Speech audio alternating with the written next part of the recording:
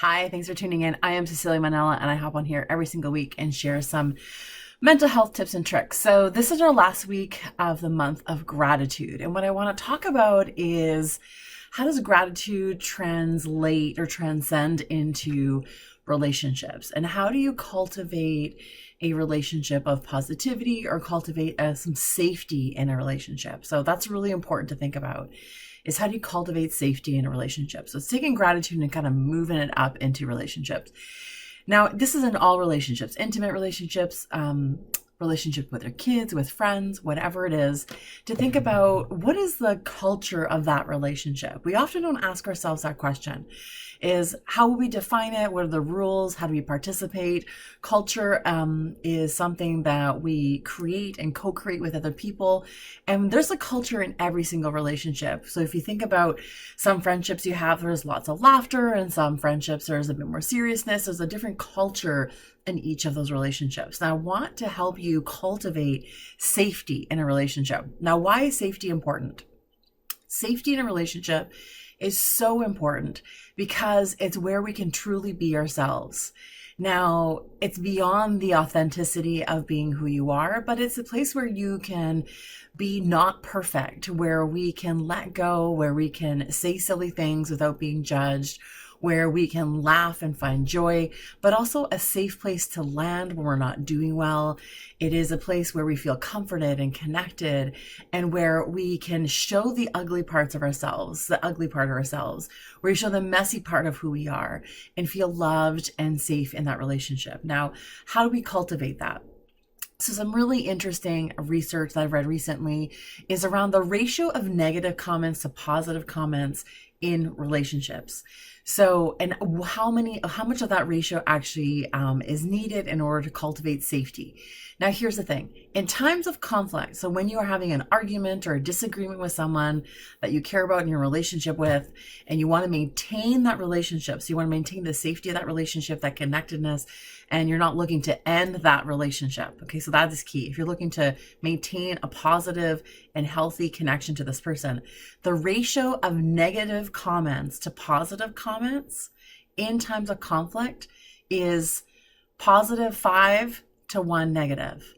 So when you're in conflict, we typically give ourselves permission to just like no hold bar. We just like fight like crazy. We pull out all the weapons we possibly can find. We say the most hurtful things to that person to try to win the argument because we're in the space of maybe feeling defensive or feeling attacked. But if that conflict in that relationship doesn't have a 5 to 1 ratio, so 5, positive connected comments or ways to reach out, or we're looking for bids of connection to connect with that other person, to feel loved and feel safe, to one critical or maybe negative comment, if that ratio is really off, then that fight is really not healthy. But what it does is that it takes away safety of that relationship. Now, when not in conflict, which I found really fascinating in reading this, and this came from John Gottman and Julie Gottman, who have written a ton of books on relationships, is that in times of when you don't have conflict in a relationship, that ratio is actually dramatically different. And it's a 20 to 1 ratio. 20 to 1. So 20 positive, gratitude, focused, compassionate, focused comments to 1 potential negative critique. Now think about this in parenting and how often we are telling kids, don't do this, don't do this, don't do that, stop doing that, don't be so loud. We're constantly giving like negative critique on who they are. And we're not really focusing on the positive things, on things that we're grateful for, things that we admire about them, things that we respect about them. So if you think about your own relationships, I challenge you to do a bit of an inventory of how you show up in that relationship. So this isn't to critique another person. I'm not sharing this to critique others, but I want you to do an inventory of yourself.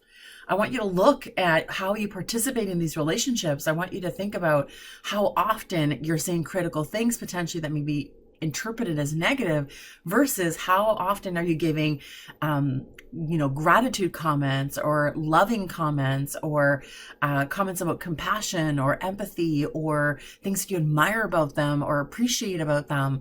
What is that your own ratio?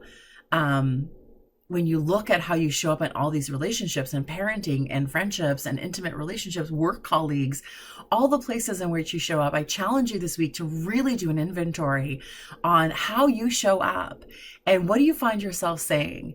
And is your ratio 20-1 or is it a little bit lower? I know I've done my own inventory and I can tell you it's a little bit lower than I thought it would be.